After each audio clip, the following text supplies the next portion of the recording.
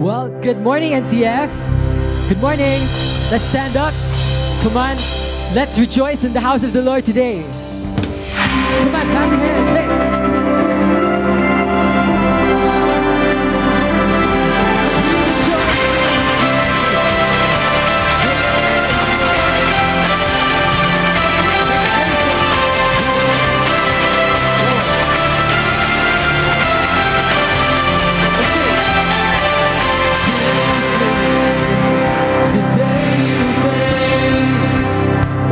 So I rejoice and I rejoice and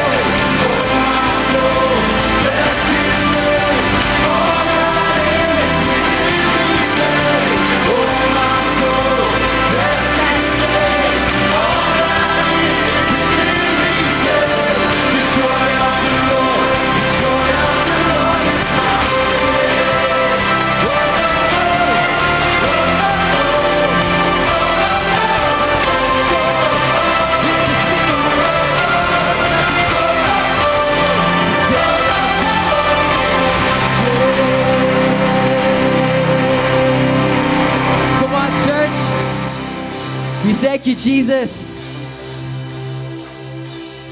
Come on, why don't we go back there? 1, 2, 3, and whoa, oh, oh. Whoa, oh, oh. Come on, the Bible says to rejoice in the Lord always. The Bible says rejoice in the Lord always. Do you have the joy of the Lord in this house? Can I get an amen?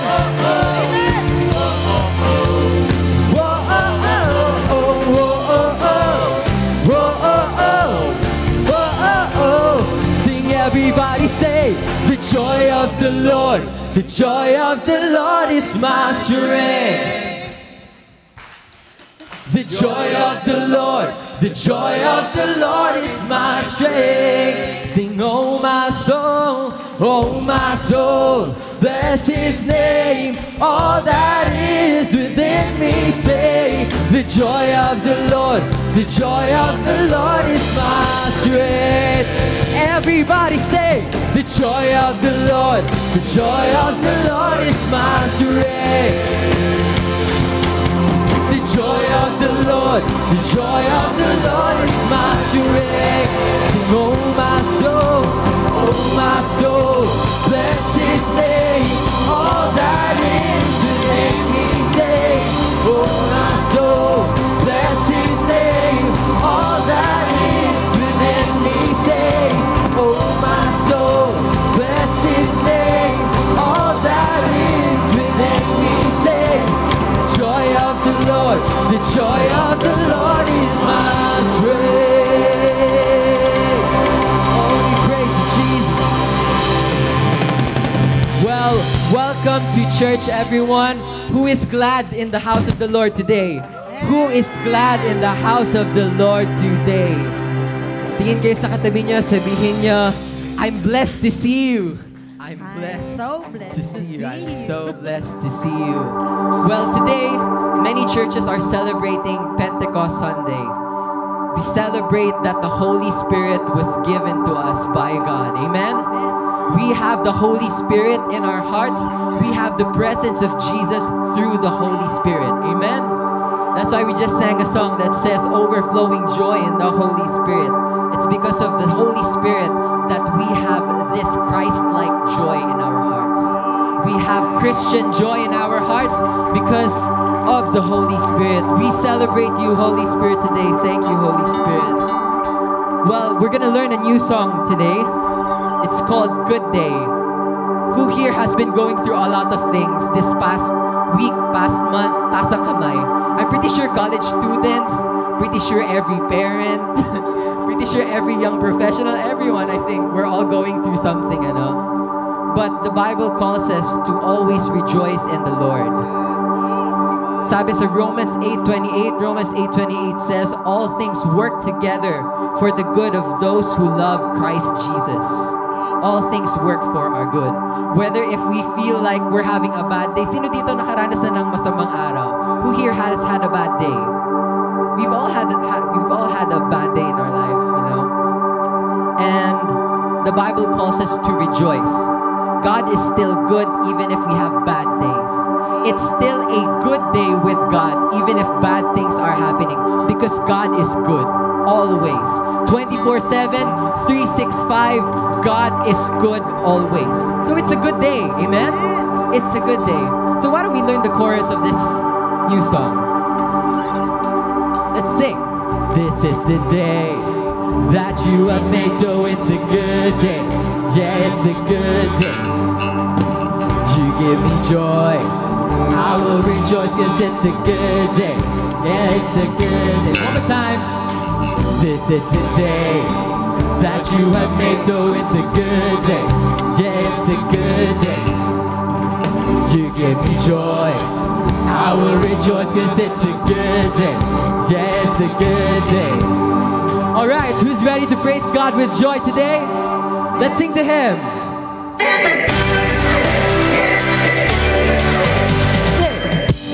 I open up my eyes, I'm thankful for this time that you've given me.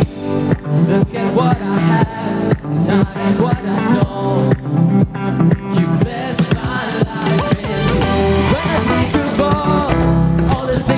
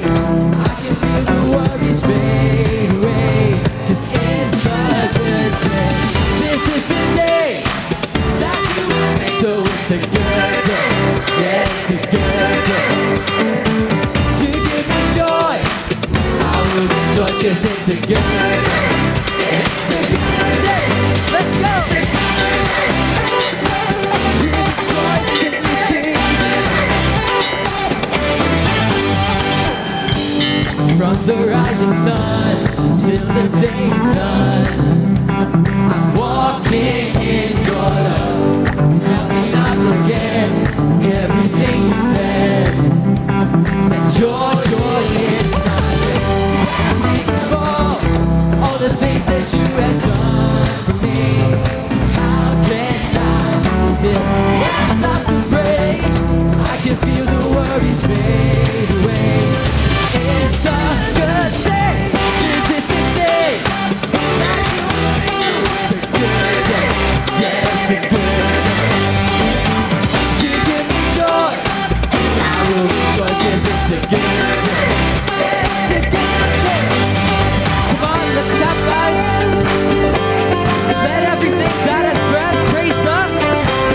Let everything that has breath praise the Lord. So if you have breath in your lungs today, let's praise Him.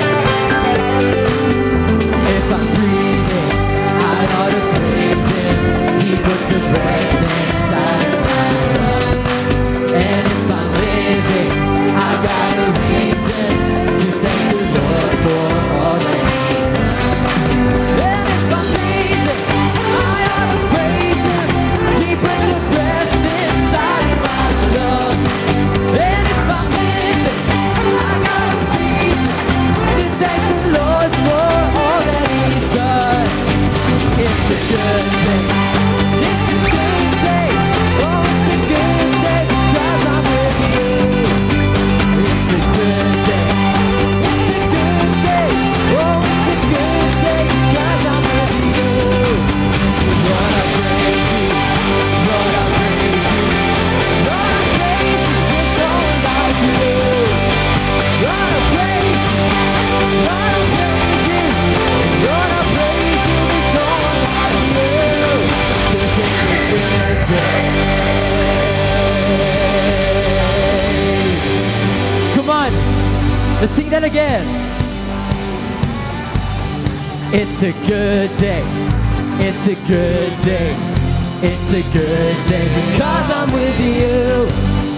It's a good day. Come on, this is the day that the Lord has made. It's a good day. 1, 2, 3. It's a good day. Oh, it's a good day. It's a good day because I'm with you. It's a good day. It's a good day. Oh, it's a good day because I'm with. Lord, I'll praise you. Lord, I'll praise you. Lord, I'll praise you. Lord, I'll praise you. There's no one like you. Lord, I'll praise you. Lord, I'll praise you. Lord, I'll praise you. There's no one like you. Oh, we praise you, Jesus. We praise you, Lord. It's good to praise the Lord, amen? It's good to praise the Lord, for our God is always good. Our God is so, so good. Whew. Let me share with you a couple of scriptures. Sabi ko nga kanina, as I told you earlier, the past few weeks might been bad for us, you know? It might be challenging. It might be tiring. It might be one after the other. You're just so full. And you feel like you're being weighed down by all this weight from the world. But God encourages us through the scriptures. It says here in James 1, 2-4, consider it pure joy, brothers and sisters, whenever you face trials of many kinds, because you know that the testing of your faith produces perseverance. Let perseverance finish its work, so that you may be mature and complete, not lacking anything. The Bible calls us to take joy in our hearts when we're experiencing trials, because God is using those trials to shape us, to mold us into who He wants us to be. God is molding us. And I'd also like to encourage you here in 2 Corinthians. It says here, but we have this treasure in jars of clay to show that this all-surpassing power is from God and not from us. We are hard-pressed on every side, but not crushed, perplexed, but not in despair, persecuted, but not abandoned, struck down, but not destroyed. Our God is so, so good because He's always with us to pull us out of the pit. Who here remembers last Sunday's sermon? God helps us. God reminds us that He has once pulled us out of the pit, not just once, twice, thrice. Every day in our life, God is pulling us up. Yeah. God is pulling us up from the pit. And we may be pressed, but we are not crushed. We may be perplexed, but we are not in despair. We may feel persecuted not just by those non-Christians, but persecuted by the trials of this world. But God has not abandoned us. God has not forsaken us. We may be struck down, but we are not destroyed. If you are standing in this place, you are standing by the grace of God and God alone. So come on, church. Let's lift up our hands and let's worship our God as we continue to put our faith and trust in Him. Lord, we feel pressed, Lord, but we'll continue to trust in You. Because with You, Lord God, we have joy. With You, Lord, we are safe. You are our shelter, Lord God. You are our peace, Lord. You are our strength. We place, Lord God, our foundation on You, Lord God.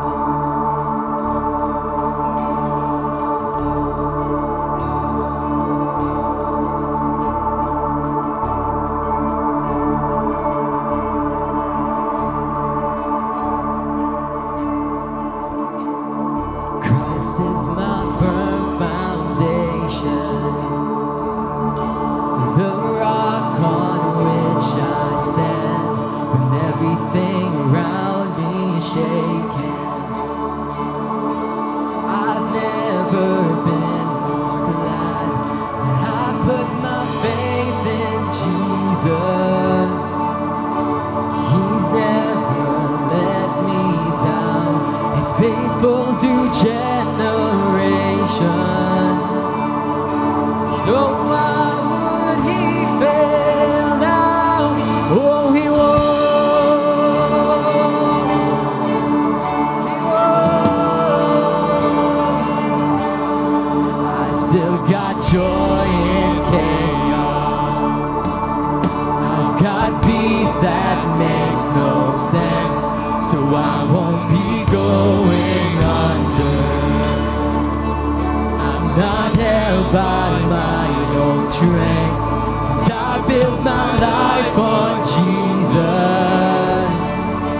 He's never let me down. He's faithful in every season.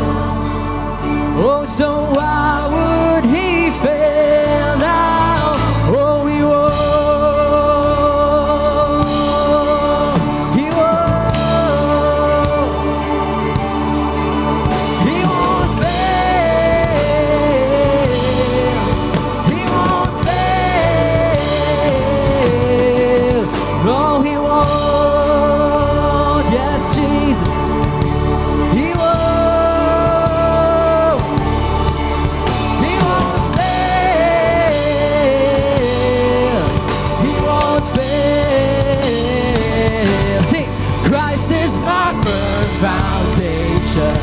Come on, let's worship Him. The rock on which I stand when everything around me is shaking. Let's declare this. I've never been more glad that I put my faith in Jesus. He's never let me down. He's faithful through generations. Oh, so why would He fail now? Oh, He won't. He won't. Thank you, Jesus. He won't fail. He won't fail. Oh, we worship You, Lord. We know that You're the God who never fails. You are God who is able. All things are possible with you. All things work for our good. Thank you for your grace, Lord. You are our shelter. We sing. Came when blue, my house was built on. I'm safe with you. I'm gonna make it through. Oh, came when blue, my house was built on. Put your faith in Him. I'm safe with you. I'm gonna make it through. By the grace, rain came and went. My house was built on you. I'm safe with you. I'm gonna make it through. Oh, rain came and went.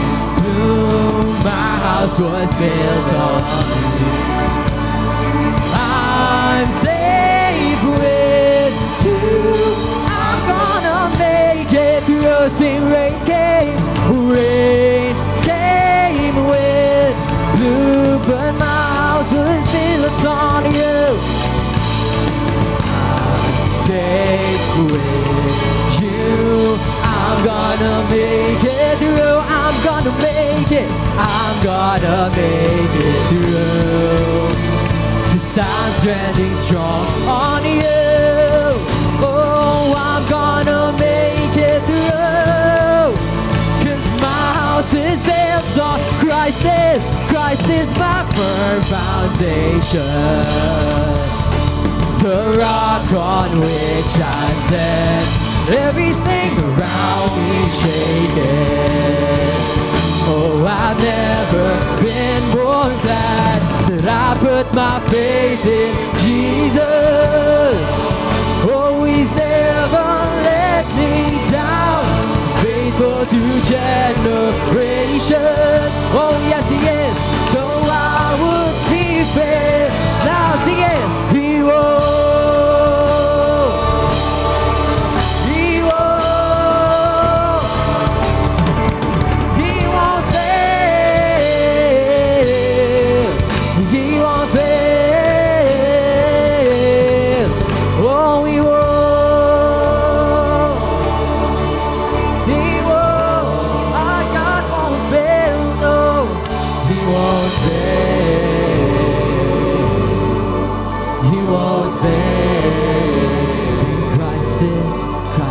My firm foundation,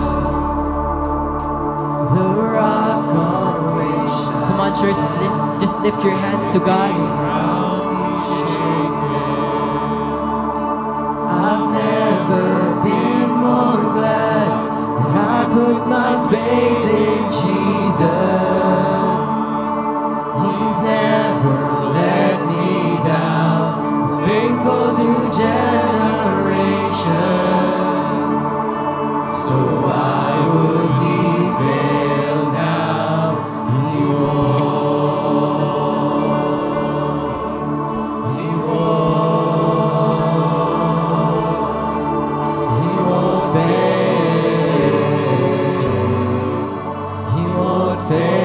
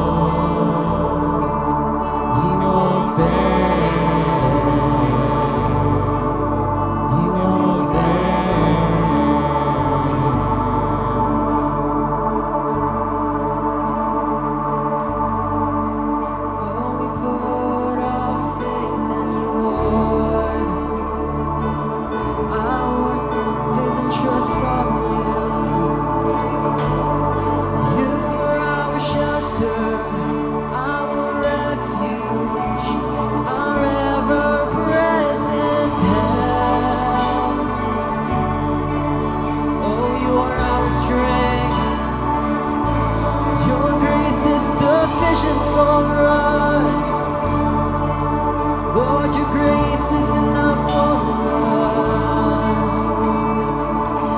Oh Lord, we cry out to you.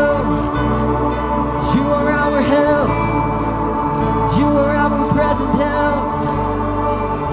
You are always there.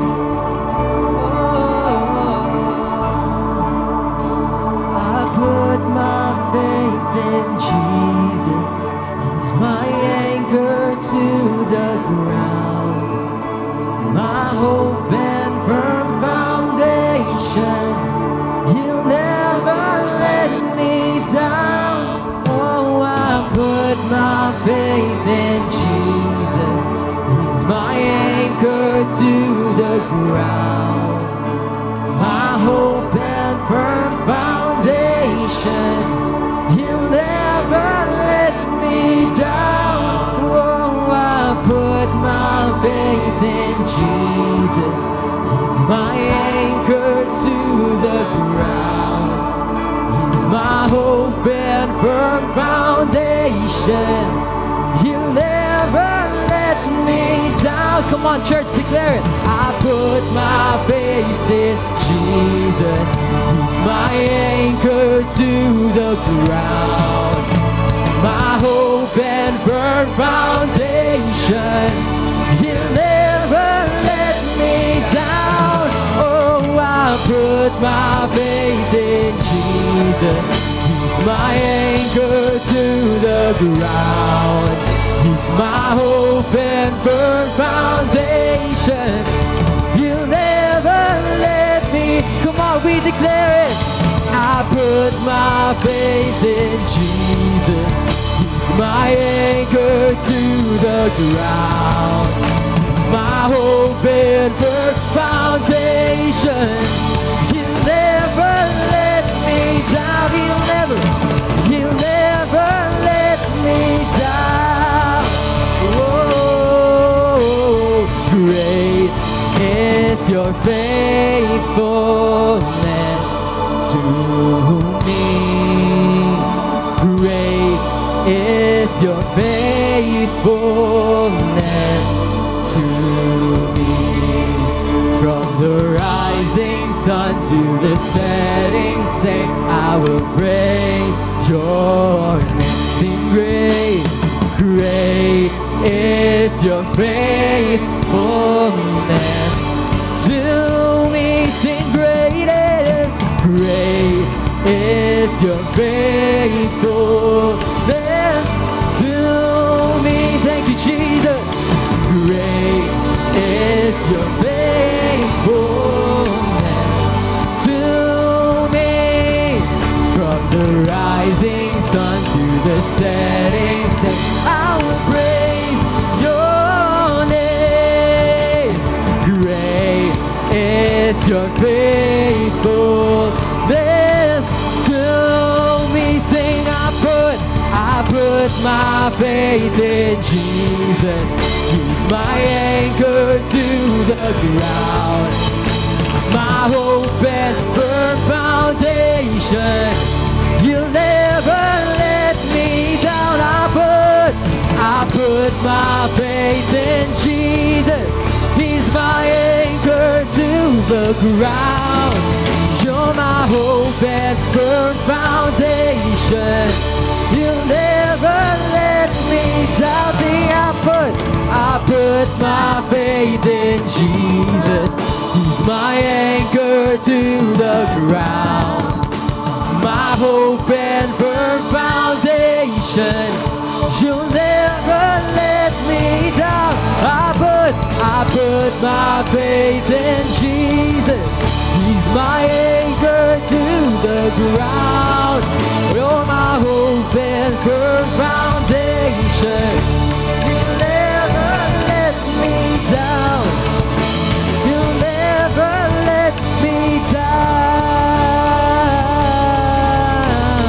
Great is your faithfulness to me. Sing it, church. Great is your faithfulness to me.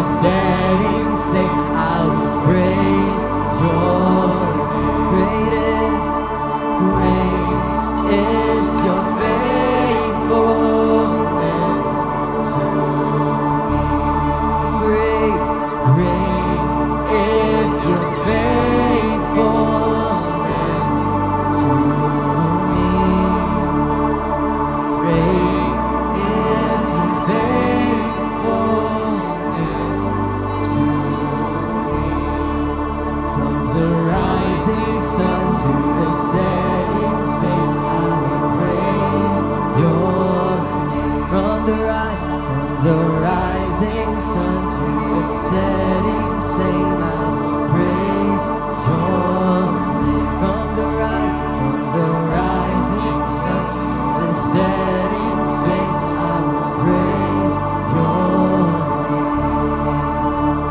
Great is your faithfulness to me.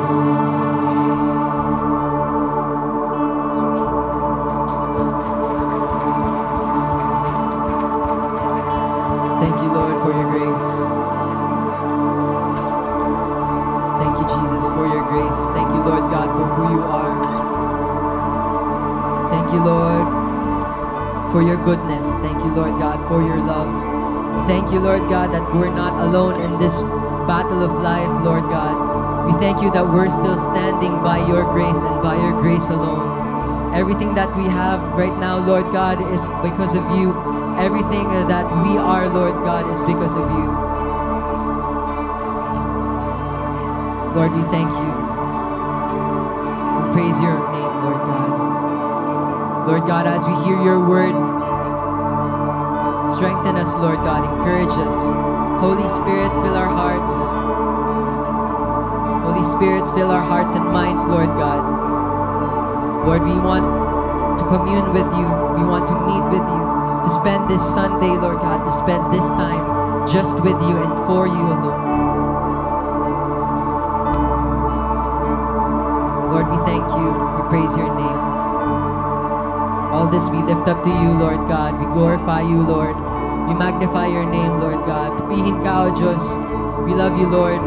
All this we lift up. In Jesus' name we pray. Amen and amen and amen.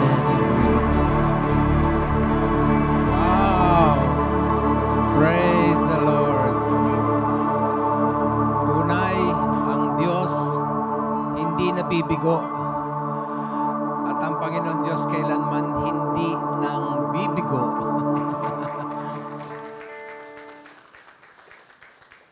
Kahit anong henerasyon, siya ay tapat, siya ay nag-iingat, siya ay naggagabay. Madapa man tayo pero nandyan siya na binabangon tayo. Di po ba? Ang sarap.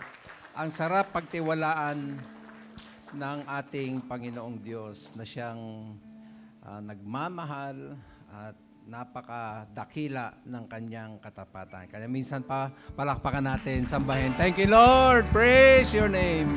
Hallelujah! Tanggapin mo mga awit pagsamba, mga papuri, mga pagpapalakpak, mga handog na buhay, maluwalhati ka in Jesus' name. Amen. Oh, welcome natin ulit ang isa't isa. Awitin natin, Jesus loves you, my friend. Alis sa upuan, kamayan natin ang mga kasama. Mas maraming makamayan, maganda. At kawayan natin yung mga nasa online pag naharap kayo sa camera. Jesus loves you, my friend. Jesus loves you, my friend. He loves you, he loves you, he loves you, he loves you. Jesus loves you, my friend. Mahal ka ng Panginoon.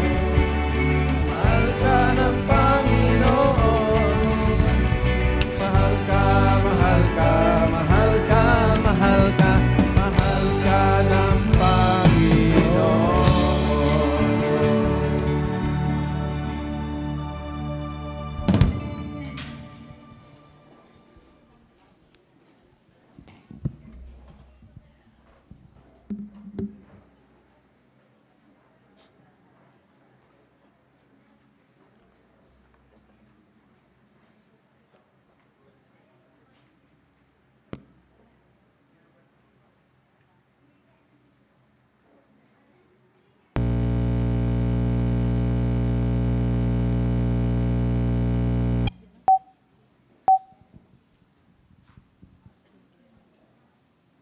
Praise the Lord. Minsan papalakpakan natin ang ating Panginoon. Talagang kay sarap na maglingkod sa Panginoon, lalo't binibigyan niya tayo ng buhay at lakas.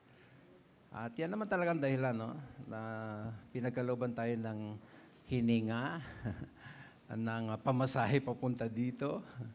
At kalayaan, meron tayong magandang lugar para magtipon-tipon, para sambahin ang Diyos sa Espiritu at sa katotohanan. Nagpupuri ako sa Panginoon sa mga nagdaang araw, talagang kay buti-buti niya. At naging matagumpay ang pagdadaos ng pagtitipon, outside gathering ng couples, ng soulmates.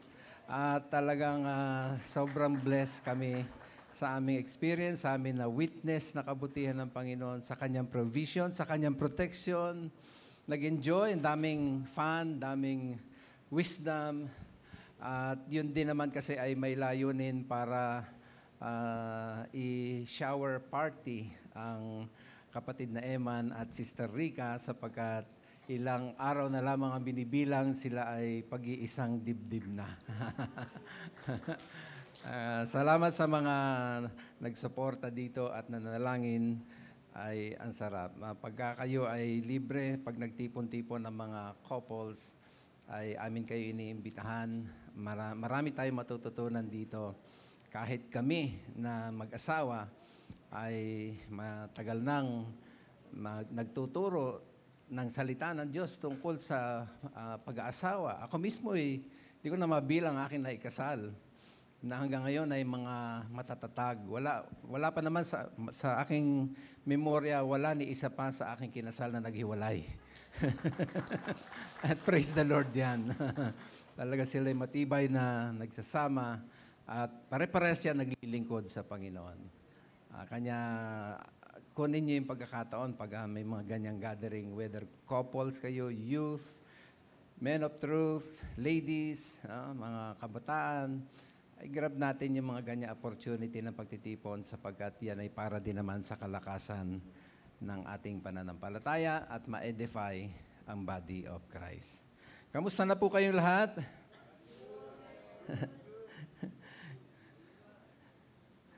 Dumaan ba kayo sa baha? Anyway. So, ihanda na po natin mga Biblia, notebook at ballpen para sa pag-aaral ng Word of God.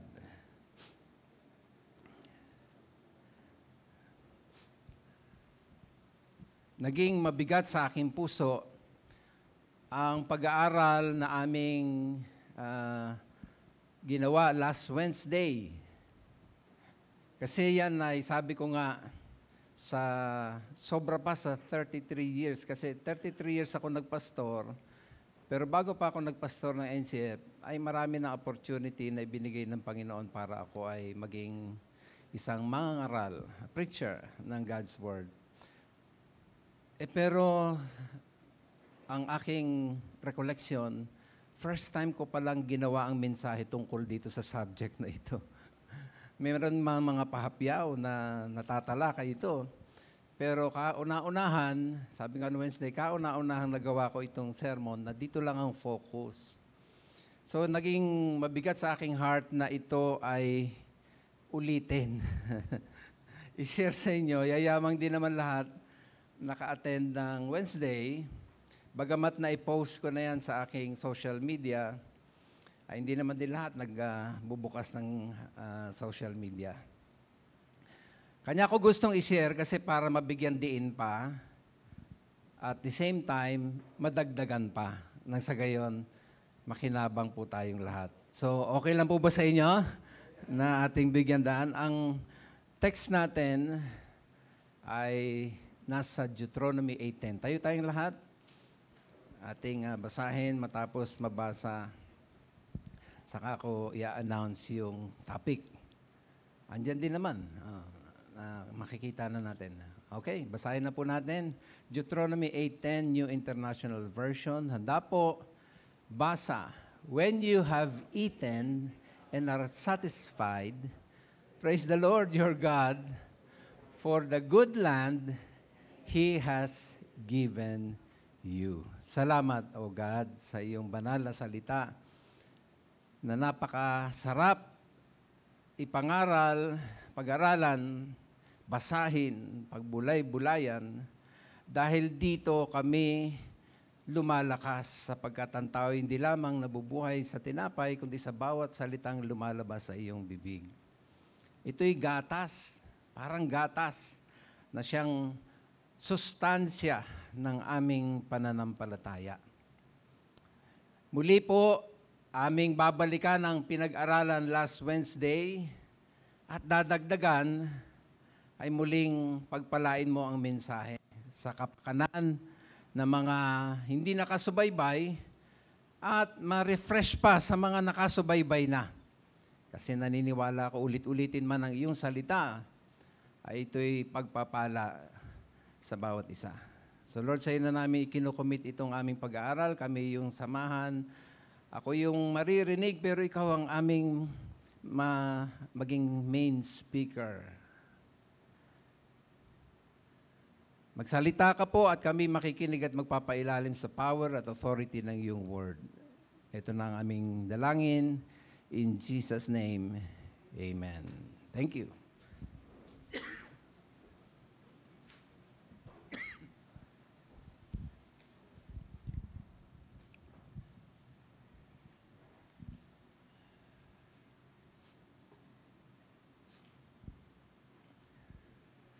Ang paksa po natin ay may pamagat po na significance of food in our lives. Okay? Ito mga minamahal, no, bagamat material. Pagkain ay material na bagay. Na siyang nagbibigay sustenance sa ating katawan, pero meron siyang symbol of God's provision. Meron siyang, pag pinag-aralan yung Biblia, meron siyang kinalaman sa spiritual nourishment. So, hindi lang pala pagkain na kinain mo, tapos na. Sa katunayan, ang daming mensahe sa Biblia tungkol sa pagkain. Alam niyo ba yan? Yan. So, re-reviewin muna natin yung naunang tatlo, saka ko isi-share sa inyo ika-4 na napakahalaga, huwag niyo mapalampas. Unang-una na dapat nating ma-realize at matutunan sa pagkain ipinagkakalob ng Diyos sa araw-araw, ito ay regalo ng Diyos sa atin. Food as a gift from God. Genesis 1:29, then God said, "Look, I have given you." Regalo Ano yun? Every seed-bearing plant throughout the earth and all the fruit trees for your food. Pwede bang palakpakan natin si Lord yan? Bawat food na nahahain sa table, galing kay Lord. Si Lord may bigay. Amen? Therefore, sulat niyo letter A, food that is served should be eaten. Anumang pagkain may inilatag sa hapagkainan, dapat kakainin. Ecclesiastes 3:13 also that everyone should eat. Di ba maliwanag? Utos And drink and take pleasure in all his toil. This is God's gift to man. Dapat pala, huwag tayong maging mapili sa ating kinakain. Yun. Yun ang punchline. Pag may binigay si Lord, thank you, Lord. Amen ba?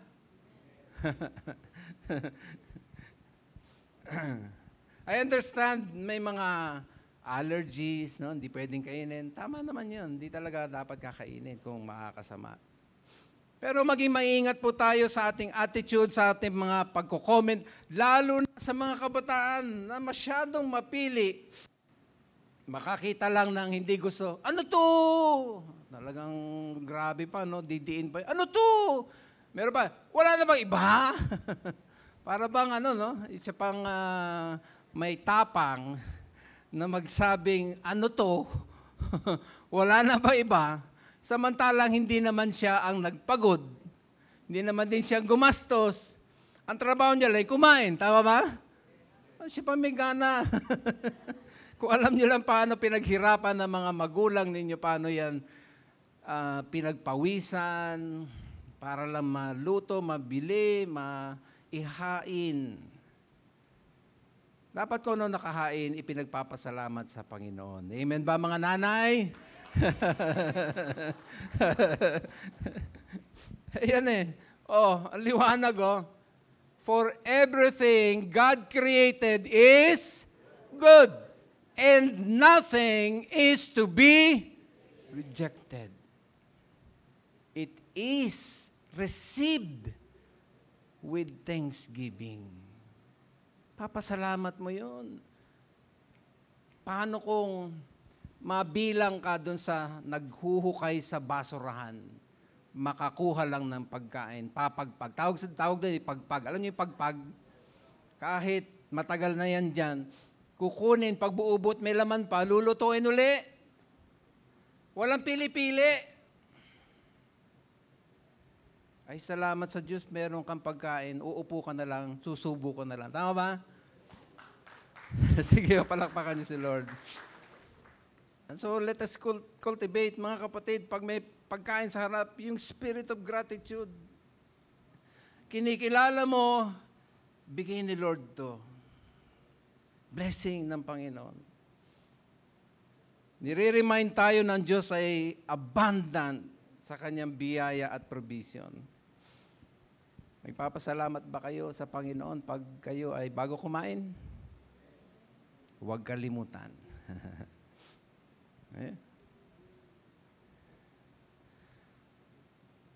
Dapat hamon igalang at maging mapagpasalamat sa mga pagkaing binibigay ng Diyos at nahahain sa atin. Okay?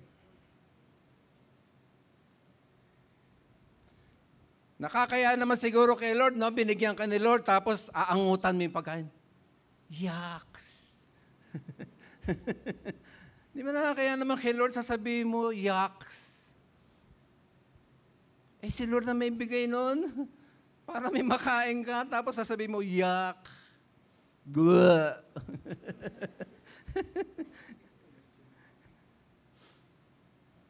Nire-reinforce sa atin ng God's Word yung food blessing, dapat ina-appreciate, kino-consume na may pagpapasalamat at kinakain. Okay? Meron pa nga talagang hindi kakain. Parang, sige, wag kang kumain. Parang paninindiganan pa eh.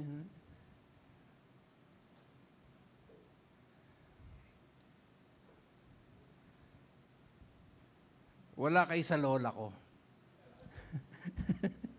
Lola ko, pag nakita, kumakain kami nakahubad, magagalit sa amin yun. Magbihis ka. Nasa harap ka ng pagkain. Pag matigas ang ulo namin, yung di namin papansinin, sasabihin ng lola ko, alam nyo ko ano? Sige, ano gusto nyo? Maghuhubad din ako? China-challenge talaga kami. Sabihin ng lola ko, ano gusto nyo? Ako maghuhubad din? Sige, tayo kayo dyan, magbihis kayo. Maliliit pa lang kami, tinuturo na kami ng paggalang sa pagkain. Kasi nga, blessing. Divine provision ang pagkain, mga kapatid. Ginagalang. Kinakain ko anong ibinigay ng ating Panginoon. And siyempre, letter B, naaral namin, food that is served should not be wasted. Kung galing sa Panginoon, huwag aaksayahin. Listen, sa ginawang feeding ni Jesus sa 5,000, anong habilin matapos niya mapakain ng 5,000 at higit pa, when all, sa John 6:12, when all had enough to eat, He said to His disciples, gather the pieces that are left over. Basahin natin yung may guhit. Basa. Let nothing be wasted. Ted, si Jesus mismo na nagsasabi sa atin, huwag aksayahin ang pagkain. Kuha ng kuha, sige. Tapos ititira. Kuha ng konti lang muna. Ayun. Di kung kulang, di balik. Di ba? Huwag masyadong madaya ng ganda, katakam-takam. Kung ititira mo rin lang, sinong kakain yan? Yan, sayang. Sabi ko nga sa iyo, wala kayo sa lola ko. Pag may nakita na butil, isang butil sa plato namin, sasabihin ng lola ko, iiyak yan. Kasi hindi mo siya kinain. Wow. Wala kayo sa lola ko. Kasi galing mismo sa bibig ni Jesus na nagbibigay instruction sa mga disciples, huwag sayangin. Huwag sayangin. Okay? So ang hamon, maging responsable sa pagkain. Amen? Maging responsable tayo. Pag hindi nyo iningatan ang mga ipinagkakatiwala ng Diyos sa inyo, pwedeng kunin ng Diyos yan. Alam niyo ba yan? Kasi hindi ka naman pala katiwala eh. Bakit pa ako magbibigay sa iyo kung hindi ka naman pala napapagkatiwalaan?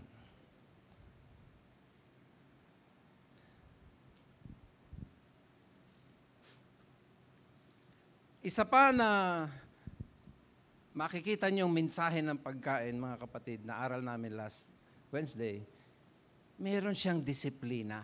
Hindi lang siya galing sa Panginoon Diyos, kundi ito ay merong disiplina na dala-dala. Ang punto rito, mga minamahal, panawagan talaga ng Bible, dapat iingatan natin yung ating katawan, lalo na doon sa mga kinakain natin, na baka makakasama. Okay? May call ang Bible to care for our bodies sa mga kinokonsume natin.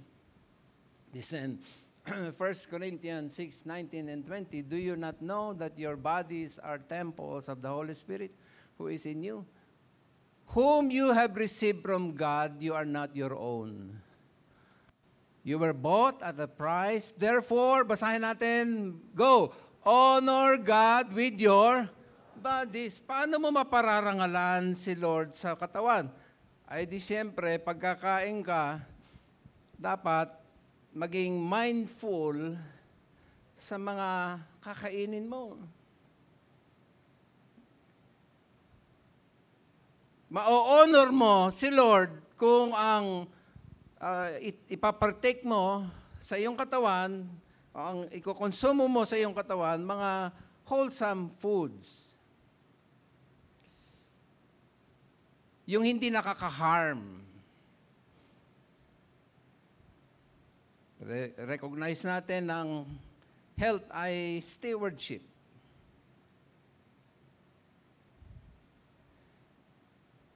Matagal na kaming tinuruan ng Lord yan.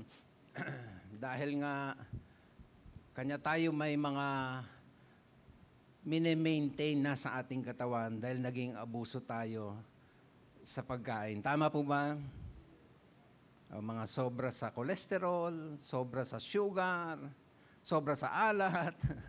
Ay guilty tayong lahat, di ba? Kailangan pala ang pagkain may disiplina. So ang hamon, be restrictive sa pagkain. Yung kanina, maselan, mapili, mali yun. Pero ito, yung magiging mapili ka because iingatan mo yung katawan mo, tama yun. See the difference? Mahalaga yung pipiliin mo na ang layon mo, kanya mo pinipili ay sapagkat gusto mo ingatan ng iyong katawan. Tamang pagpili yan. Tamang pagiging maselan yan. Kesa yung walang dahilan, di ko lang type. Ayoko. Wag. Okay? So, pakinggan natin ang salita ng mga pagkain. Nagsasalita po yan sa atin. Kasi sabi ko nga, hindi siya basta material na kinakain lamang at nagbibigay sustansya sa katawan. May nakapaloob siyang may kinalaman sa spiritual na buhay, relasyon sa Diyos, sa mga provision ng Diyos, at marami siyang mga sinasabing mensahe sa ating buhay. Kaya pagtitingin kayo sa pagkain, huwag dun sa sarap lang na itsura. Alamin niyo yung message nun, bakit nasa harapan niyo. Yan. Andiyan pa ba kayo? Ito pa. Dapat, para maingatan ng katawan, pagdating sa pagkain, ay hindi lamang yung pipiliin, yung makakabuti sa ating katawan, kumain sa tamang oras. Amen? Yan. Ako, dyan, maraming guilty. Kain na, opo! Tapos na ang oras. Kain na! Hindi ka pa kumakain, opo! Opo na opo, pero lumipas na yung tamang oras ng pagkain. Ang daming nadidistrong ka sa katawan natin tulad ng metabolismo. Pag wala ka sa tamang kain, nadidistrong kayong metabolism. Hindi ka ba nagtataka bakit biglang-biglang may nangyari sa katawan mo? Yun. Nadistrong kayong yung metabolic efficiency.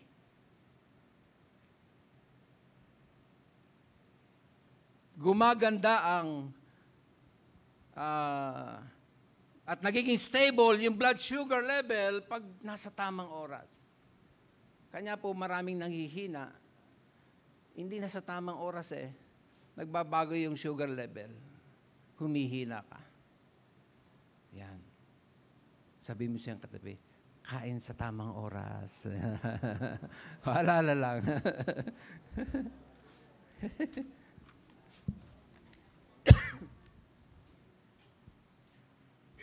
Pati yung digestive system natin. No? Eating at regular times can promote better digestion.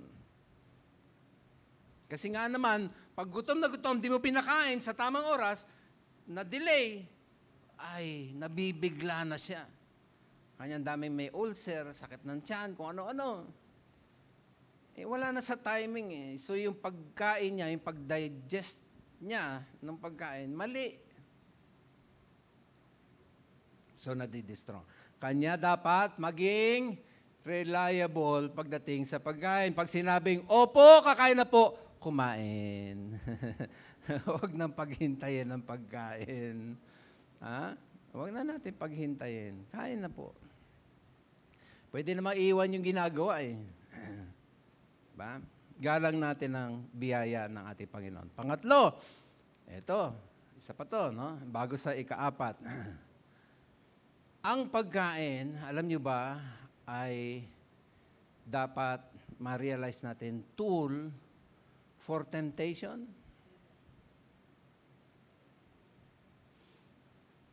Alam nyo ba na ang pinaka-epektibong weapon na ginamit ni Satan, panahon pa ni Eva at Adan, hanggang sa panahon ng Panginoong Jesucristo, hanggang sa panahon natin ngayon, at sinasabi ng mga Bible experts, ito raw, tool ni Satan na ito ay Satan's favorite secret weapon. Alam nyo kung ano? Pagkain. Saan tinukso si Eva nung nandun sa halamanan, sa gitna ng halamanan na Eden? Anong ginamit ni Satan? Food. Tama ba? Nung si Jesus, matapos ng prayer and fasting, 40 days, natural, gutom siya, hindi siya kumain Ano ang ginamit ni Satan para tuksohin si Jesus? Yung bato gawing alam niya gutom eh.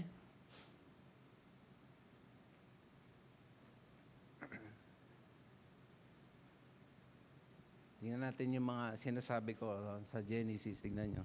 The woman was convinced. Naniwala kay Satan. Ano yung pinaniwalaan niya? She saw that the tree was beautiful and its fruit looked delicious. Wow! And she wanted the wisdom it would give her. So she took some of the fruit and ate it. Then she gave some to her husband who was with her, and he ate it too.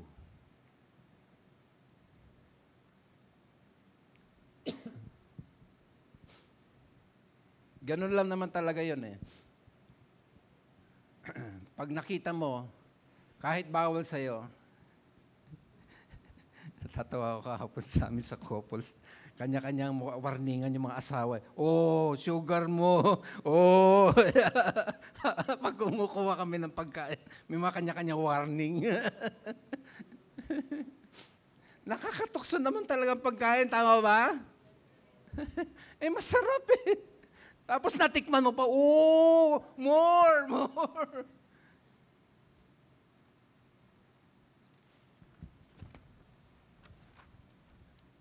Ang nakakatakot dito,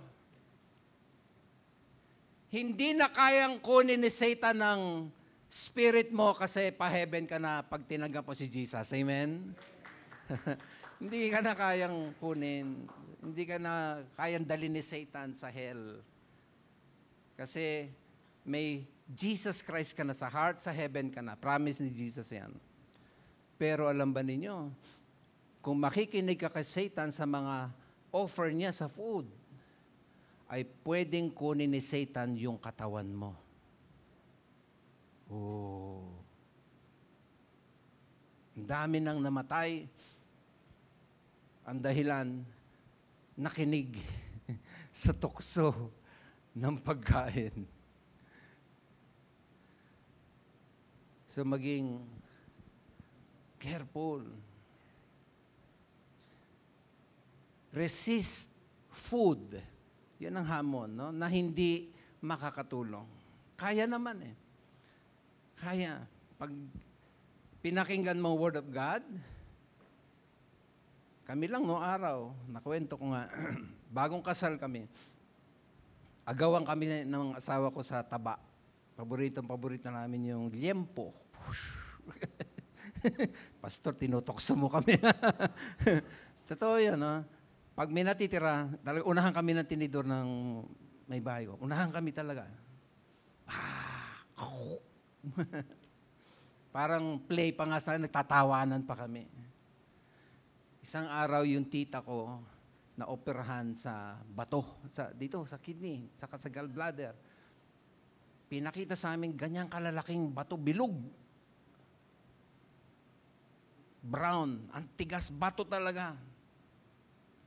You know why? Nakatira kasi ako doon na nag-aaral ako sa Bible School. Halos araw-araw pork chop ang ulam. Hindi talaga, wala kang makikitang tirang taba. Kahit yung pinakamakapal na, yung makunat na, nawawala sa plato. Makunat na yun, nawawala pa sa plato. Dapat tinitira na yun, napakakunat na nun eh. Pero, nung makita namin yun, sabi ng Lord, sapol nito, tapyas, hindi na namin kakainin. I praise God mula nun, mahaba-habang taon na. Kung kami ay 35 years, sabihin natin, bago-bago kasi kami kasal nun eh. After 3-4 years, so mga 30 years na mahigit, ay inihiwalay namin ang makakasama sa aming katawan. To God be the glory. Kanya pala, sabi sa 1 Corinthians 10:31, basahin nga natin sabay-sabay. Ready, go. So whether you eat or drink or whatever you do, do it all for the glory of See that? Kumakain o umiinom, gawin sa kaluwalhatian ng Panginoon. Pwede naman sabihin, dahil yan ang ginagawa natin, sa tuwing kayo mananalangin at magbabasa ng Biblia, do it for the glory of God. Kasi yun ang madalas natin ginagawa. Pero hindi yun ang sinabi. Pwede rin naman na sabihin dyan sa mga taga-Korinto, yayamang sila sumasamba. Sa tuwing kayo pupunta ng church, magtitipon-tipon, do it for the glory of God pag kayo mag-worship. Why is it ang din, whether you eat. Kasi doon tayo nagpe-fail sa pagkain. Tool pala siya ni Satan para tayo matrap. Ay, hindi ko naman sinasabing hindi ka nakakain. Sinasabi ko lang, ay babantayan yung ating kinakain. Hindi naman mas patikim-tikim, okay yun. Pero wag natin makalimutan na pag sobra, yun ang masama. Amen ba? O, sabihin mo lang sa iyo katabi, ingat. Dagdagan pa. Gusto pa kitang kasama.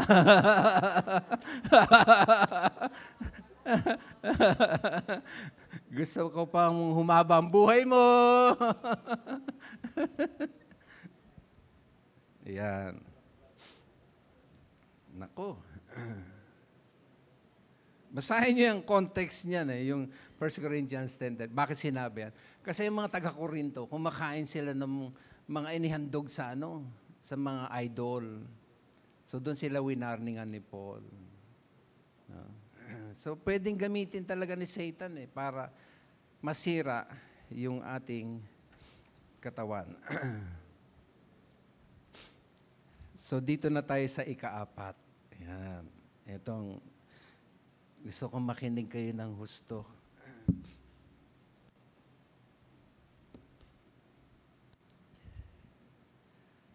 Ang pagkain, sabi ko pag may pagkain sa harap nyo, wag lang tratuhin parang isang material na bagay na nagbibigay sustansya, that's it, tapos na, no. May salita siya Meron siyang lingwahe, may message ang pagkain. Kung paano figuratively sinasabi ng lola ko, sabi ko sa inyo, wala kayo sa lola ko. Iiyak yan. Ang food, may sinasalita yan sa atin, may mensahe yan. Ito po. Ready na ba kayo sa ika-4? Sulat niya. Food ay nagdi-declare ng loving care of God. Ang pagkain, pag meron ka sa hapagkainan mo, sinasabi nun sa'yo, mahal ka ng Diyos. Kanya ka may pagkain sa iyong harapan. Kunin natin ang isang pangyayari sa John chapter 21, particularly in verse 22. Verse 12 pala, I mean. Jesus said to them, "Come and have breakfast." Ganda, no? Come and have breakfast. None of the disciples dare ask him, "Who are you?" They knew it was the Lord.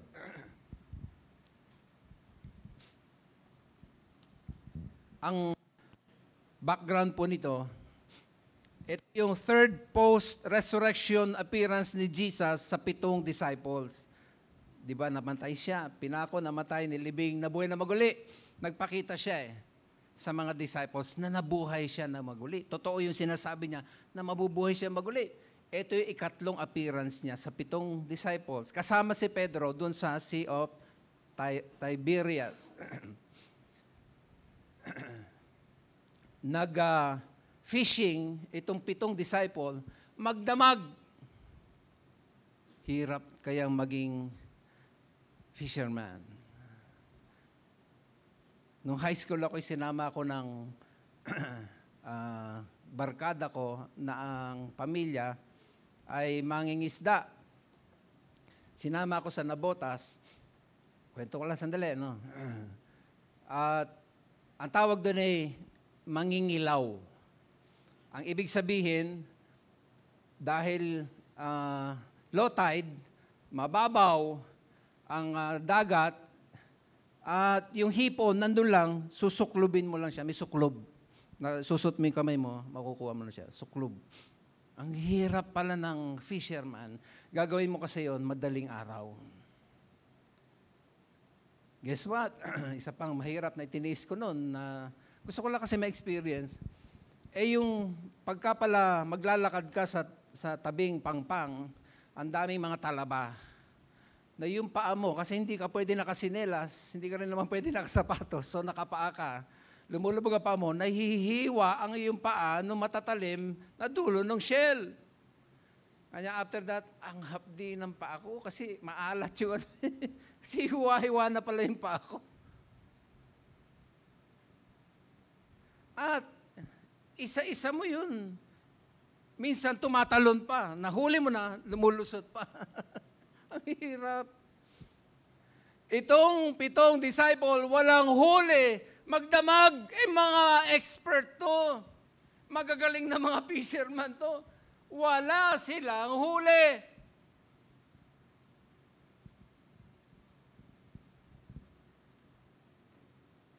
Wow.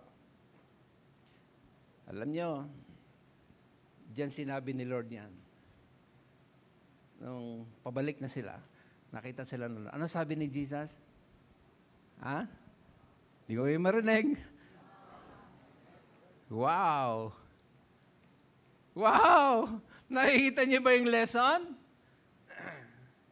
Dito, makikita ninyo ang Panginoong Hesus is thoughtful sa pangangailangan ng ating katawan.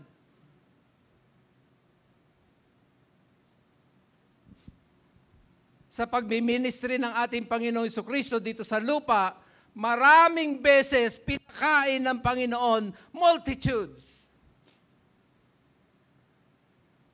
Kasi concern siya sa, hindi lang sa spiritual, pati sa physical needs natin. Dito sa chapter 21, miski na namatay at nabuhay na maguli ang Lord, makikita ninyo, gawain niya talaga ang umabot sa physical na pangangailangan ng tao sapagkat kitang-kita niya, gutom na, pagod na. Come and dine. Halika kayo, kumain tayo. Wow! Gusto kong makita natin yung invitation ni Jesus na kumain. Sabi niya, halika kayo, kumain. Tandaan po natin, ang salita ng Panginoong Hesus kailanman ay hindi walang malalim na kahulugan. Simple, no? Come and dine. Halika. Mag-breakfast tayo. May malalim siyang mensahe, lalo sa panahon natin ngayon. Sinasabi lang ng Lord sa word na yan, come and have breakfast. Ayaw ng Lord na nakikita niyang yung mga hindi tama sa ating buhay. Ayaw ng Lord na nakita niya nagugutom tayo. Ayaw ng Lord na, tandaan natin itong mga disciples, magdamag na nangisda, basa sila, malamig ang panahon, madaling araw, umaga, tiyak, gutom na sila sa kanilang pag-uwi. Nakita ni Lord yun, yung kondisyon na yun. At gumawa ng solusyon si Lord. Nag-alok siya, halika kayo, kain. Pwede ba palakpakan natin si Lord? Punayin natin yung mga detalye. Yung apoy ay isang magandang sentro para sa kanila kung saan maaari nilang patuyuin ang kanilang sarili at yung mga daliri nila, mga kamay nila painitin dahil maginaw. Ang ganda nung ginawa ni Jesus, nagsindi ng apoy. Ready na yung pagkain. Ang galing. Yung isda, sariwa mula sa dagat, nilagay sa apoy, angkop na angkop sa kanilang gutom. Sa kanilang kahirapan, inihain ni Jesus ang pagkain na palagi niyang ibinibigay sa mga tao, fish and bread. Alam niyo bang fish and bread ang favorite menu ni Jesus sa pagpapakain niya sa mga sumusunod sa kanya? Fish and bread.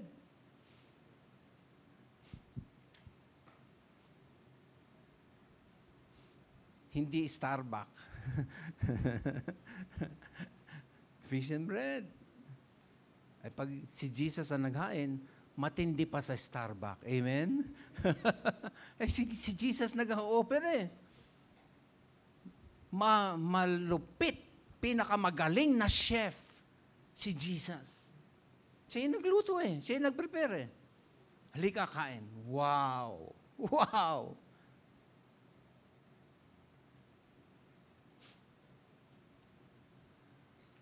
Ayaw ng Lord na makita ang kanyang mga lingkod, basa, nanlalamig, nagugutom. Kanya nagbigay siya ng paraan upang alisin yung hindi komportableng kalagayan. Pwede bang palakpak tayo ulit, Lord? Lesson. Sabi ko sa inyo, ang pagkain nagsasalita yan. May mensahe sa atin dyan, si Lord.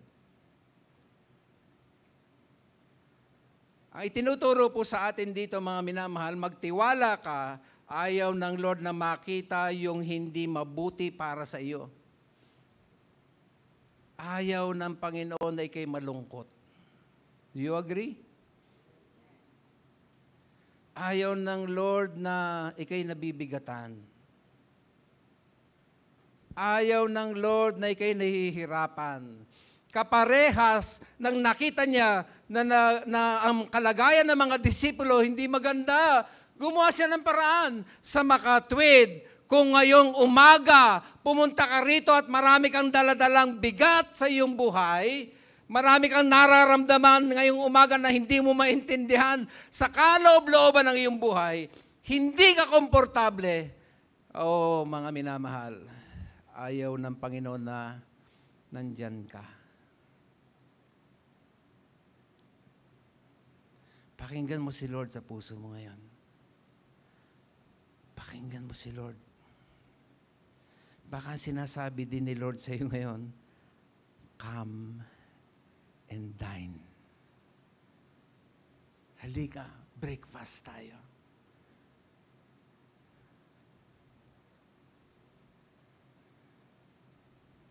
Sa iyong kalagayan, ako, bilang isang mangangaral, ay maligaya kong inihahain sa iyo ang banal na pagkain na salita ng Diyos na nagsasabing, halika, kumain. Trabaho ko bilang mangangaral, tinutupad kong utos ng Diyos na sinasabi sa akin, sabihin mo, gawin mo, feed my sheep.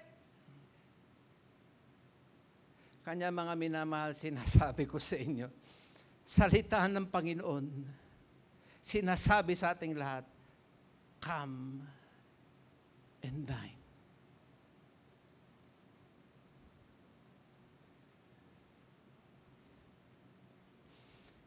Kanya ako, masaya akong inaanyayahan ko kayo sa apoy at baga na uling na ibinigay ng kanyang nagliliyab na pag-ibig sa atin. Magsigla kong inihahain din sa inyo yung banal na pagkain na salita ng Diyos na nagsasabing, come and dine.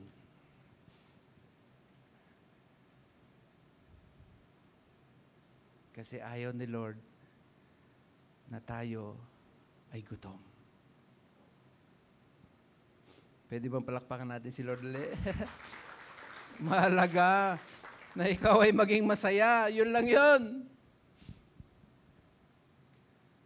Gusto ni Lord kayo maging masigla, magaangan, makapaglingkod sa Panginoon ng matagumpay.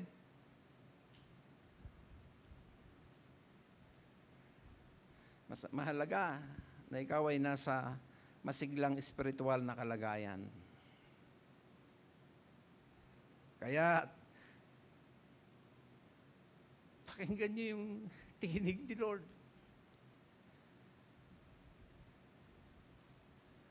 Ang sarap kayang kumain kasama si Lord.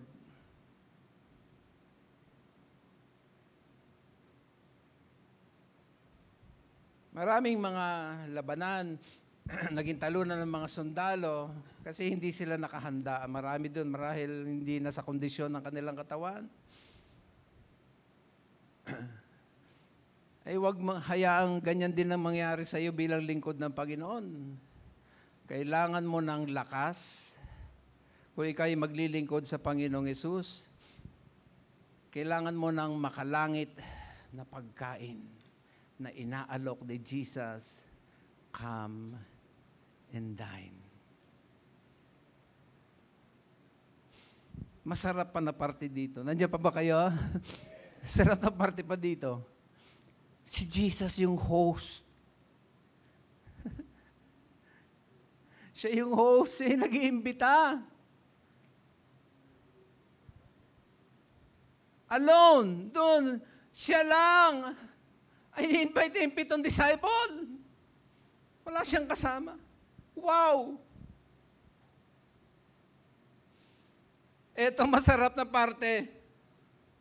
Pag-aralan yung Biblia, walang pinipiling tao si Jesus na makakasama sa kanyang hapagkainan.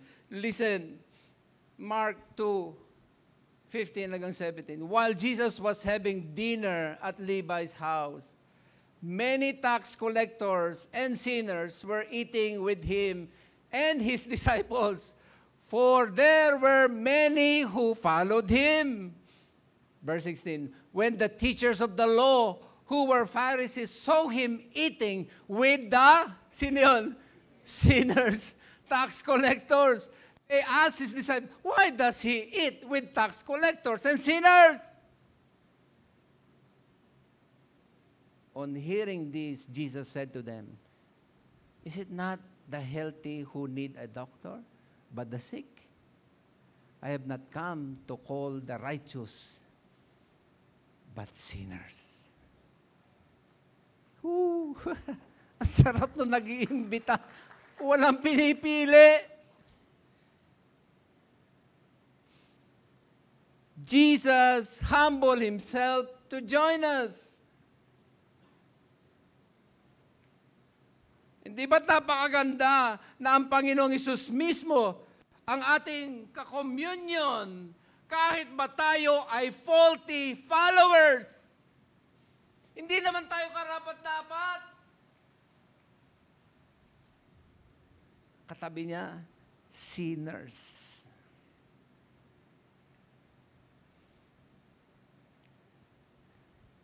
Naalala niyo si Tomas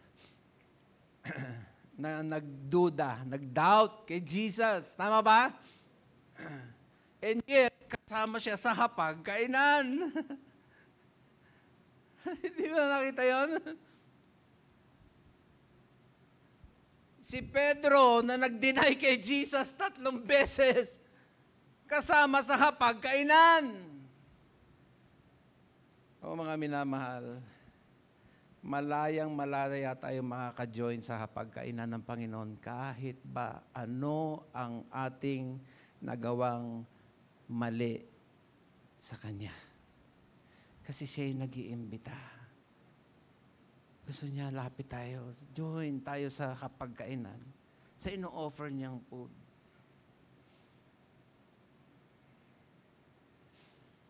Tingnan niyo. Sa verse 13, nung John 21, Jesus came, took the bread, hindi lang siya nagluto, hindi lang siya nag-prepare, but also, siya pa yung waiter. Tingnan nyo, Jesus came, took the bread, and what? Gave it to them. Siya pa yung nag-serve. Siya pa umabot ng kanyang kamay para yung pagkain mapunta sa kanilang. Sabi ko nga sa inyo, pag titingin kayo sa pagkain, nagsasalita yan. Si Lord naglagay niyan sa table niyo. Kaya kanina ko pa sinasabi, di ba nakakaya kay Lord kung aangutan mo, ano to? Di ba nakakaya kay Lord? Siya nag-abot niyang pagkain tapos aangutan mo. Di ba hindi maganda? Pinagpapasalamat. Ano mang may inilagay si Lord, thank you, Lord.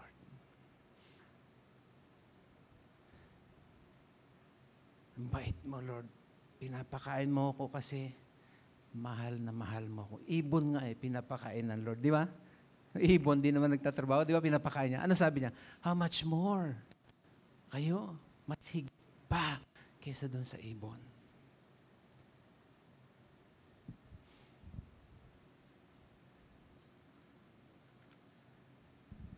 Galing. Si Jesus pa yung waiter. Only one serving man. Siya yung nag-aabot sa atin. In fact, kanya ka nandito at narinig mo ang mga salitang ito kasi si Lord naglagay sa iyo dyan sa upuan. In-extend ni Lord ang kanyang kamay sa iyo kasi gusto niya maka-join mo siya sa kanyang hapag-kainan.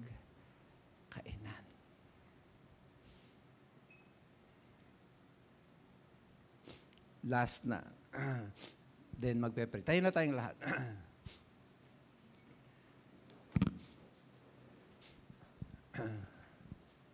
Ganda Ang sabi, Psalm 37:3. Trust in the Lord and do good, so shalt thou dwell in the land. Gusto ko yung last part. And verily, thou shalt be fed. Salamat, Panginoon. Ang ganda-ganda ng mensahe ng pagkain. Patawad po pag hindi tama ang attitude namin sa pagkain na binigay mo. Turuan mo kaming respetuhin ito. Kainin ko anong nakalatag. Huwag mag-aksaya. Disiplinahin ang aming katawan. Kung ito'y ginagamit na pala ni Satan para sa ikasisira namin, ay pakinggan namin ang salita mo na kailangan namin marinig ngayon.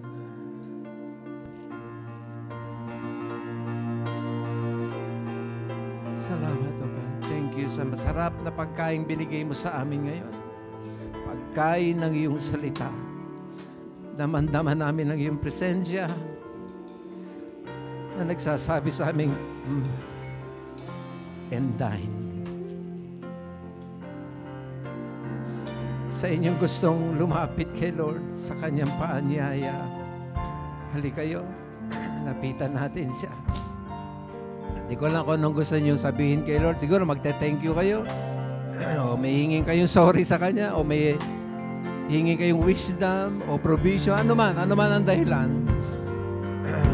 Ay, hilingan kong worship leader natin na umawit sa atin at sa inyong gustong kausapin si Lord, lapitan si Lord. Iwan nyo lang yung kinatatayuan. Just come, mali kayo. Sama-sama tayo. Lapit tayo kay Lord. Okay? Sige po, bigay ko sa ating worship. Amen. Kaya mga lumapit, kausapin niyo lang ang Lord. Amen.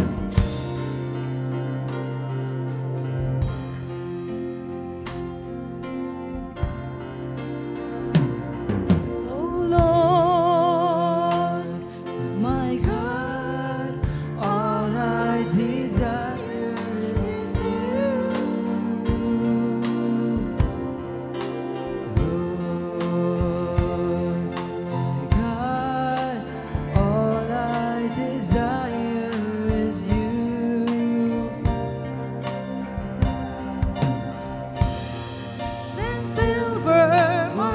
costly than gold, no riches on this earth. And what can this world offer when all I desire is you? Lang po, lapit lang, bukas pa ang panyaya sa inyong kinausap ng Panginoon. Narinig niyo si Lord, just come. Kausapin natin siya, pagtiwalaan natin siya. Trust God. Trust God. Amen. Thank you, Lord. Yes, thank you.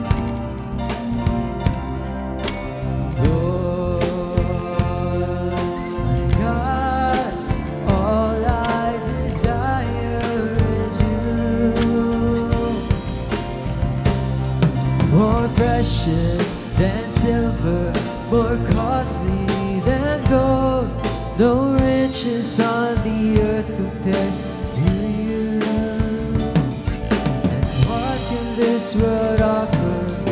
All I desire is you.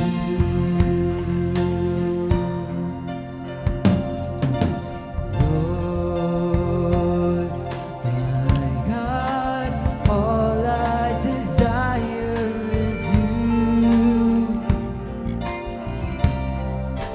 Lord, my God, all I desire is you.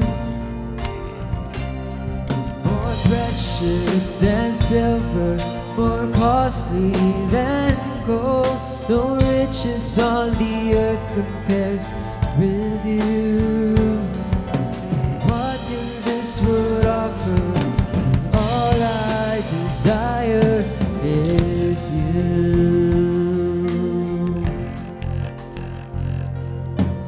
Lord, my God, all I desire is you.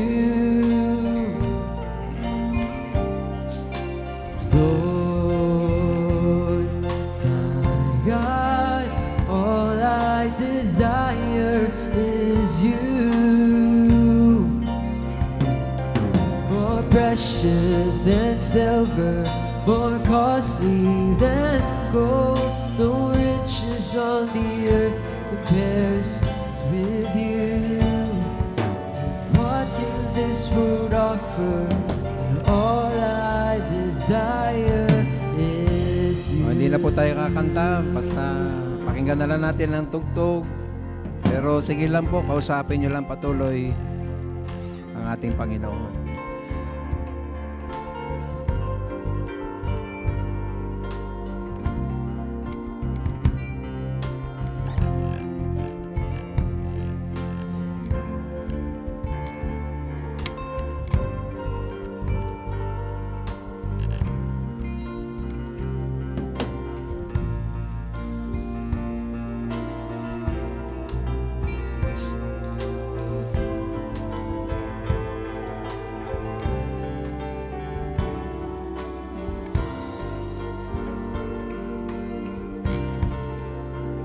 Panginoon, salamat po sa iyong pag-imbita sa amin. Salamat po sa masarap mong inihandang pagkain. Salamat sa patuloy mong pagbe-bless. 3 beses kami kumakain, Lord. Salamat. Minsan nga, sobra pa sa 3. Miski simple lang ang ulam, pero masaya ang pamilyang kumakain. Salamat, ang sarap. Kasi nandun ka, kapiling namin. Thank you, Lord, sa mga magandang mensahe mo sa amin ngayon. Patuloy mo kaming ituwid, lalo na sa attitude namin sa mga pagkain, pinagkakaloob mo sa amin. O Lord, sa mga handog na buhay na ito ay maging mabango sa iyo. Masamba ka sa Espiritu at sa katotohanan. Muli, thank you, Lord. Salamat. I love you, Lord. Mahal na mahal ka namin. Salamat sa iyong pagmamahal sa amin. Salamat sa iyong pag-care sa amin. Thank you, Jesus. In Jesus' name, amen. Amen. Amen. Amen.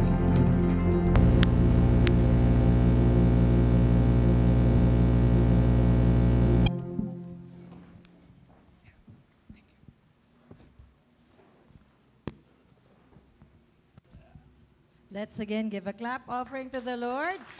Sabi ko nga po nung Miyerkules, what we just heard, and ngayon I'm saying it again, what we just heard is spiritual food concerning physical food. Tama po, di ba?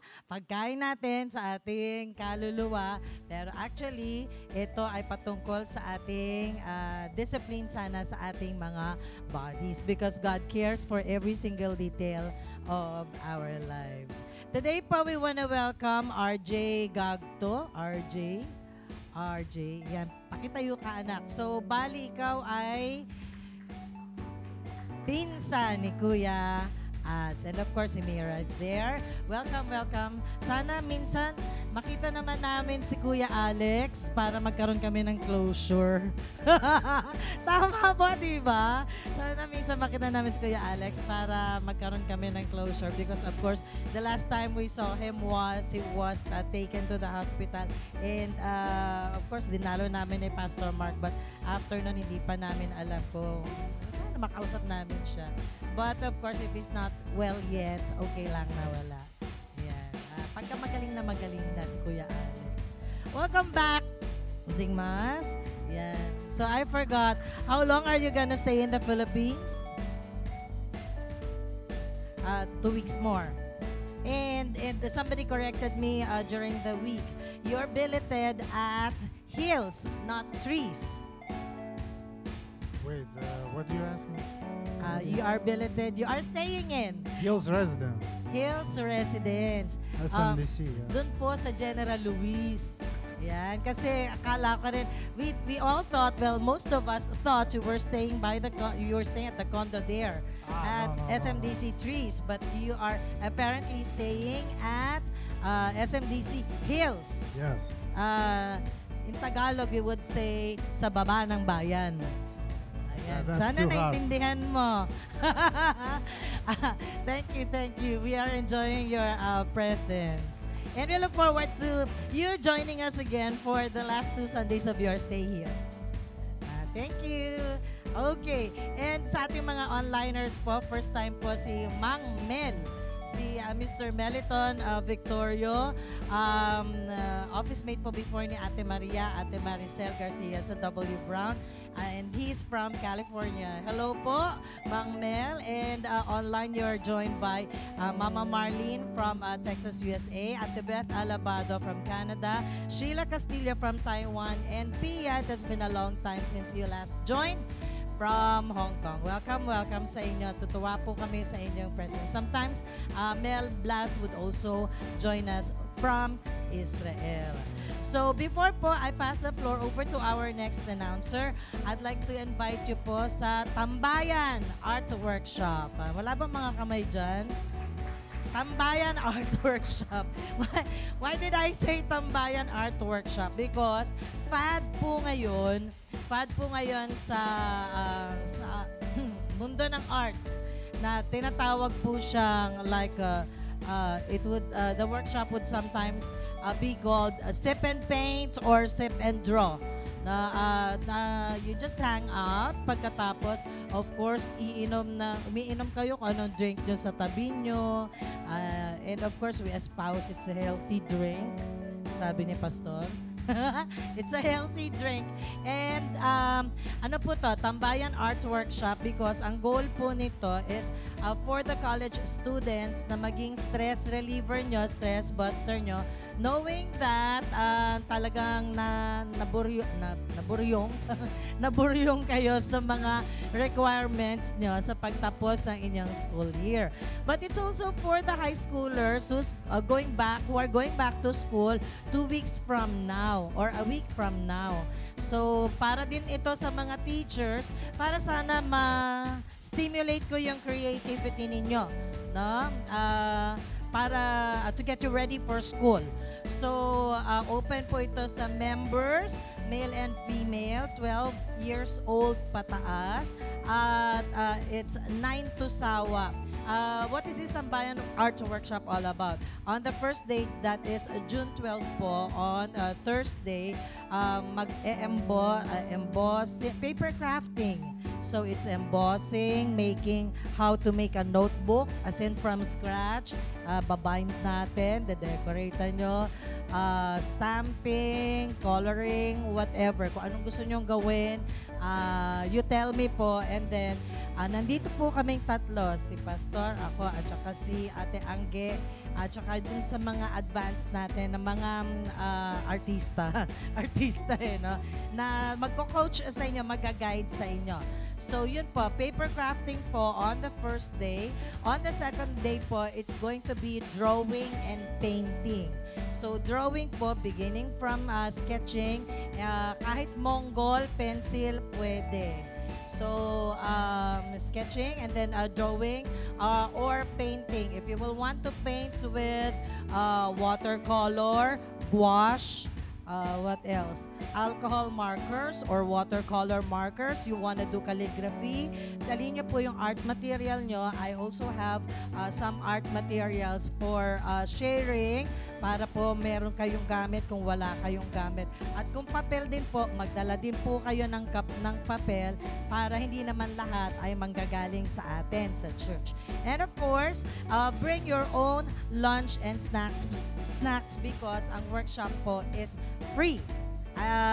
Take advantage of this one po, lalo mga high schoolers. You know, let me just share this. Si IC po, meron siyang classmate na dinala like 7 years ago to the drawing workshop of Pastor Mark.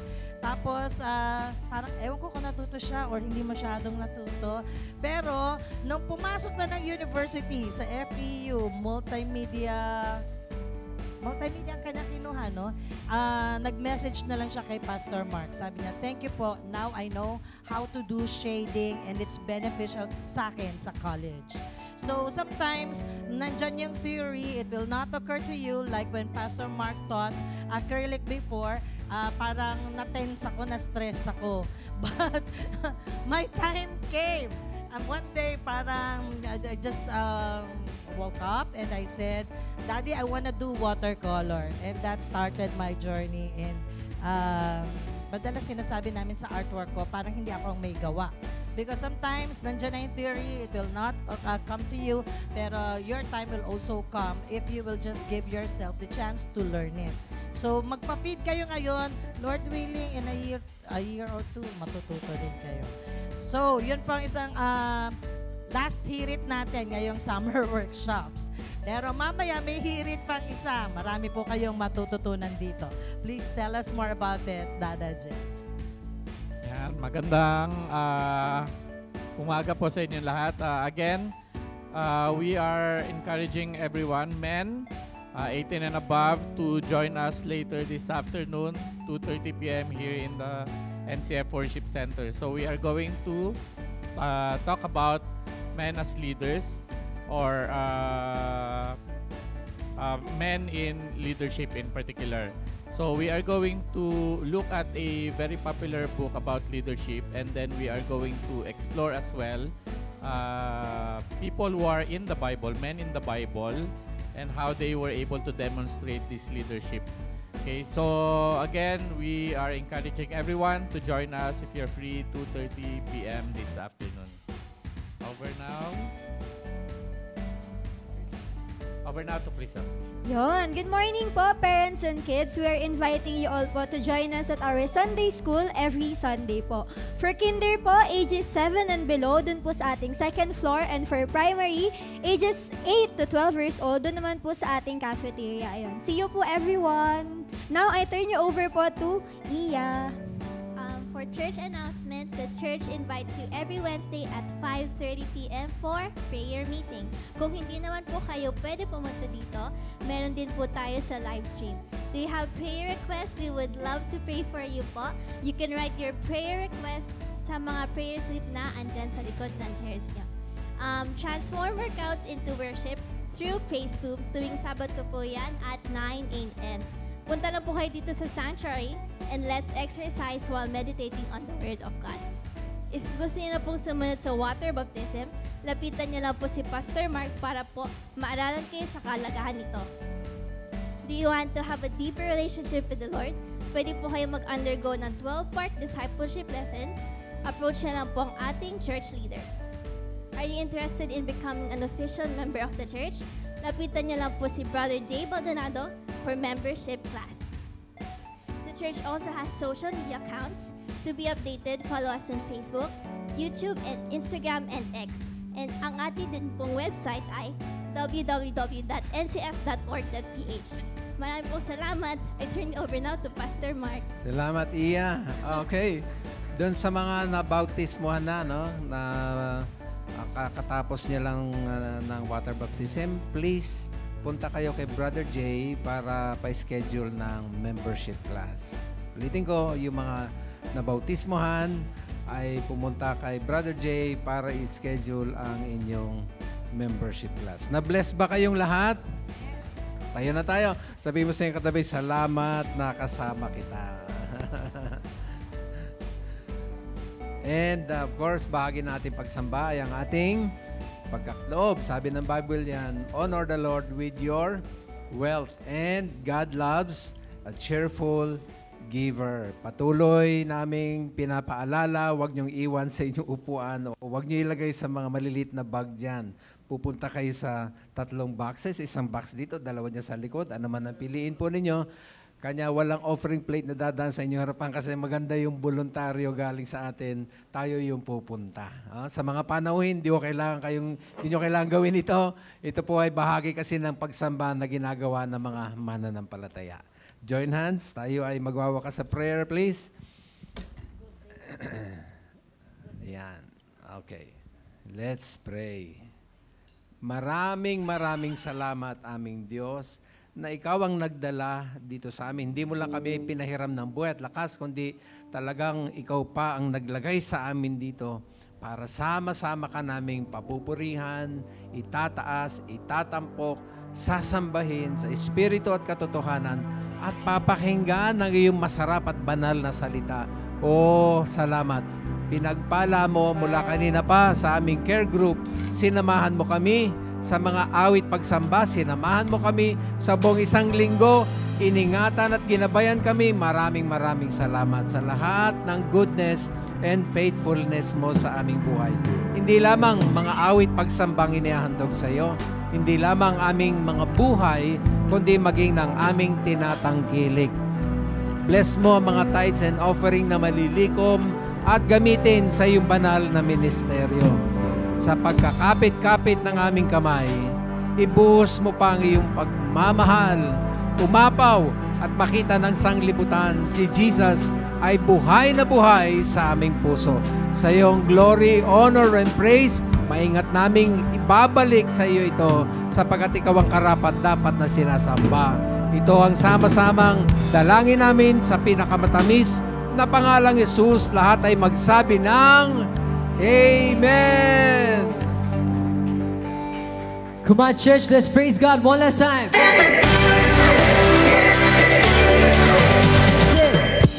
I open up my eyes, I'm thankful for this life that you've given me. Look at what I have, look at what I don't. You bless my life, I think of all the things that you have done for me. How can I resist? When I start to praise, I can feel the worries fade away. It's in this is a day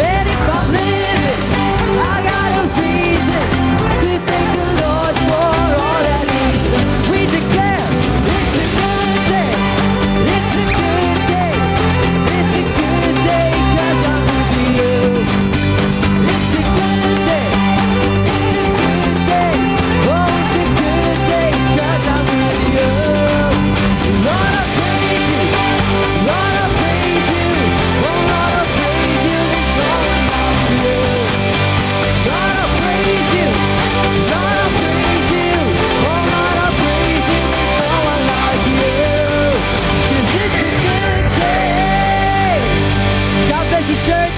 Have a blessed day. We'll see you on Sunday, this Father's Day.